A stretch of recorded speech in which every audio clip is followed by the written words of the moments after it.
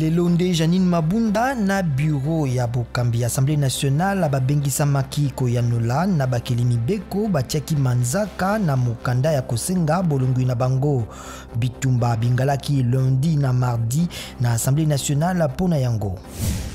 Leila Zerugi ya lobiba na ba RDC nde esengeli bapona lolenge ya kotambwisa mboka na bango pona ye mabende matata maumela molakisi elongi akalaka mokonzi ya ONU akutanaki na président Tshisekedi lobi.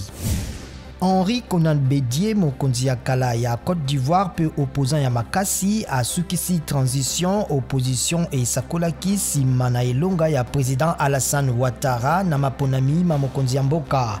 Bédié alobi masolo na mboka nde mazwi esika ya transition ya politique. Président ya Ghana Nana Akufo-Addo alongi maponami pona kotikala na ebonga na ye. Akufo-Addo azwi koleka 51% pe mbanda na ye John Mahama koleka 47%.